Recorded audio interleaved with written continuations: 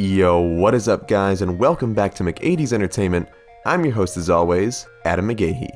Before we hop into this video, I just wanted to say thank you so much to all of those helping us grow this channel like crazy. We are on the road to 2,000 subscribers, which is absolutely crazy.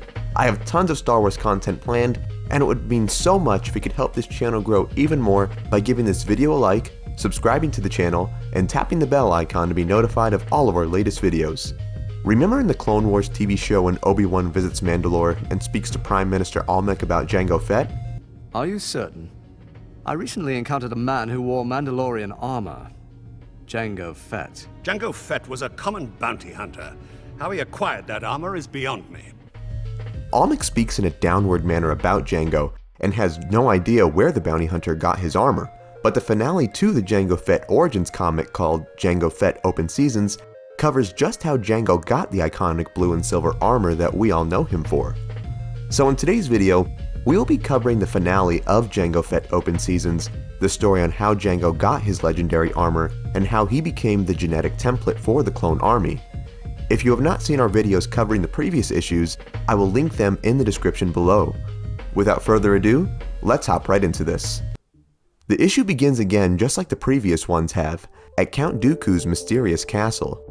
We see Dooku and Jango sharing a drink as they discuss the manners of Jango becoming the eventual template for the clone army, both with their weapons laid upon the table. Jango has a deep mistrust of Dooku due to an encounter between the Jedi and the Mandalorians in the past where Dooku's Jedi were responsible for the deaths of all of Jango's men. Dooku issues a half-hearted apology to Jango, who activates the magnets in his gauntlets to bring his blasters to him and points them at Dooku.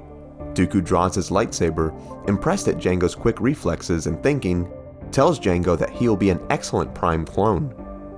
Jango proves his superiority even more by telling Dooku that he has not agreed to anything, and has in fact poisoned Dooku with a plague with microscopic spores he had released from his armor as soon as he entered the castle. Jango tells Dooku that the virus will leave him brain dead within the hour if he does not give him what he wants. He informs him that the cure is on his ship and that the ship is rigged with a self-destruct mechanism on his heart plate in the armor. So if Dooku tries to strike Jango down, they will soon both be dead. Dooku agrees to Jango's demands if Jango will tell him how he escaped the planet that the Jedi arrested him on after the Mandalorian massacre all those years ago. Jango then regretfully begins to tell the story that after the Jedi arrested him, he was given back to the governor on the planet, who made him become a slave on a spice transport, which was then eventually overrun by pirates, allowing Jango to escape. We then cut to the mansion of the governor, who is horrified to hear that Jango has escaped imprisonment. He demands for his men to protect the legendary set of Mandalorian armor that he spent thousands of credits on restoring. He then opens the door to the armory and is terrified to see that he is too late. Jango has already broken in and is donned in the shining restored armor that we recognize him for. He demands for the governor to give him the whereabouts of Vizsla, leader of the Death Watch, the man responsible for the death of his parents, his mentor Jasta Mareel, and the mastermind behind the deaths of all of Jango's Mandalorian soldiers. Jango gets his information and locates Vizsla on his ship.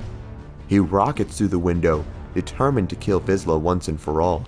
Vizsla and Jango engage in a bloody battle, where just as Jango gains the upper hand, Vizsla activates the escape pods. As he gets into one, Jango leaps into it right along with him. Once the pod crashes on a nearby planet, the Mandalorians continue their violent battle, which causes them to attract the attention of some local wildlife, which look like some form of wolf-like aliens. Jango then becomes dazed from the battle after Vizsla injects him with a hidden needle full of poison. He then whacks the helmet off Jango and proceeds to punch the Mandalorian profusely in the head, causing it to bleed. Jango then activates the hidden blade in his armor and guts the Death Watch leader. As blood pours from the Mandalorian's stomach, it attracts the primal rage of the wolf creatures, who pounce on him and begin eating him, thus ending the life of the wicked Tor Vizsla. As the adult wolves eat Vizsla, the cubs begin to sniff Jango, but they are able to sense the poison in his blood from the fight and decide to leave the Mandalorian alone. Jango is later awakened by a group of children who help him up. Jango thanks the children, who ask him where he is going. Jango, knowing that his mission of vengeance is over, tells them he is off to find a job being the first of many that would gain him the title of being the most deadly bounty hunter in the galaxy. We then cut back to the future at Dooku's castle, where Jango has finished his story. He tells Dooku that the virus will be killing him at any moment, and to give in to his demands.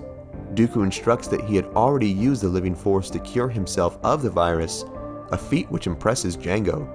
Jango then decides that he will still uphold Dooku's end of the bargain and become the template for the clone army. Dooku also agrees that he will give Jango what he wants as well. However, Jango reveals that he does not simply want money for this job. He requests an unaltered clone with no genetic modification whatsoever. Dooku, mistaking Jango as the sentimental type, thinks this is a simple request for Jango to have a son. Jango reveals that it's much more than that.